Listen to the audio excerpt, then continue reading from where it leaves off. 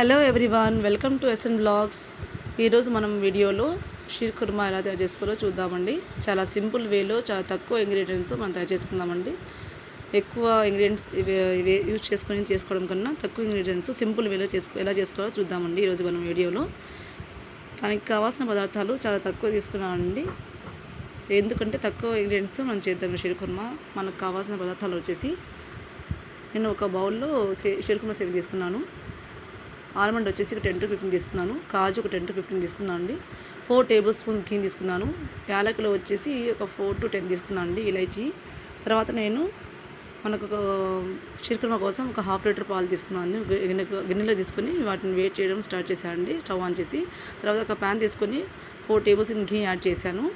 ఇంతలోపు మనము సిమ్లో పెట్టుకోవాలండి, పాలు మరిగించుకోవాలి. తర్వాత నేను ఘీలోకి ఒక షీర్ కుర్మా సేమియా యాడ్ చేశానండి. దాన్ని లో ఫ్లేమ్లో పెట్టేసి స్లోగా నేను ఫ్రై చేసుకుంటూ ఉన్నాను అండి.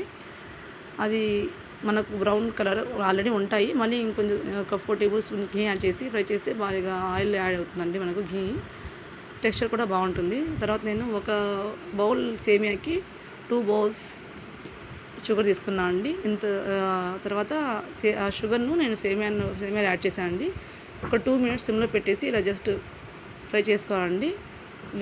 ఇంతలోపు పాలు సిమ్లో పెట్టేసి వెయిట్ చేసుకుంటూ ఉండాలండి. ఒక 1/2 లీటర్ పాలు, 1/4 లీటర్ వచ్చేసరికి తర్వాత నేను సేమియాలోకి ఒక 1 చిన్న కప్పు వాటర్ యాడ్ చేశాను. ఎందుకంటే వాటర్ టెక్స్చర్ మనకు మెల్ట్ చేస్తుందండి షుగర్ను. అలా ఈ విధంగా మిక్స్ చేసుకోవాలి. తర్వాత పాలను కూడా మరిగించుకుంటూ కలుపుకుంటూ ఉండాలండి. తర్వాత పాలు వేడెక్కుతున్నప్పుడు ఇటువైపు సేమియా కూడా బాగా బబుల్ ఆయిల్ వస్తుందండి. మొత్తం వాటర్ ఇంకిపోయి దగ్గర రావాలండి. పాలు కూడా మరుగుతున్నాయండి. ఒకవైపు నుంచి హాఫ్ ఇలా మరుగుతూ ఉండాలండి. తర్వాత నేను సేమియా చెక్ చేశానండి. సేమియా చెక్ చేసిన తర్వాత ఇలా ఎందుకంటే షుగర్ యాడ్ చేసాం కాబట్టి కొంచెం టైం పడుతుందండి సేమియా కూడా మెత్తబడడానికి. నేను చెక్ చేశానండి, దగ్గర పడింది అన్నమాట. సేమియా కూడా చిన్న చిన్నగా మెత్తగా అవుతుందండి. తర్వాత పాలు హాఫ్కు నేను బాయిల్ చేసుకున్నాను అండి. ఎందుకంటే పాలు బాగా చిక్కగా ఉండాలండి. షీర్ కుర్మా కోసం అంటే లూజ్గా ఉండకూడదు, చిక్కగా ఉండాలి కాబట్టి. తర్వాత షీర్ కుర్మా సేమియా కూడా ఇలా వాటర్ మొత్తం ఇంకిపోయి మెత్తగా ఉడికిపోయిందండి. ఇలా దగ్గరగా వచ్చిన తర్వాత మనం ముందుగా మరుగు పెట్టుకున్న పాలను దీనిలోకి యాడ్ చేయాలి.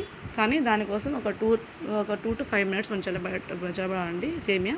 ఆ తర్వాత ఆ పాలను కూడా చల్లబడిన తర్వాత 2 యాడ్ చేసి షీర్ కుర్మా సేమియాను ఇలా మిక్స్ చేసుకోవాలండి. షీర్ కుర్మాలోకి పాలను ఇలా షీర్ కుర్మాలోకి పాలను యాడ్ చేసుకుని ఒక 5 minutes తర్వాత చల్లబడిన తర్వాత ఇలా యాలకుల పౌడర్, తర్వాత మనం వేయించి పెట్టుకున్న ఆల్మండ్స్, జీడిపప్పు అవి నేను యాడ్ చేశానండి.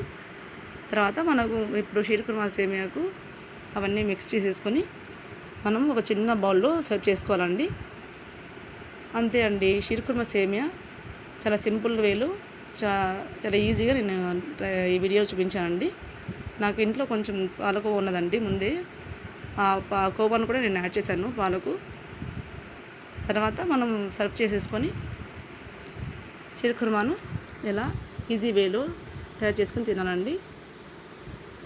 అంతేనండి, షీర్ కుర్మా సేమియా అయిపోయిందండి. ఎక్కువ ప్రాసెస్ అవసరం లేకుండా తక్కువ ప్రాసెస్లో మనం రెడీ చేసుకున్నామండి. Thanks for watching.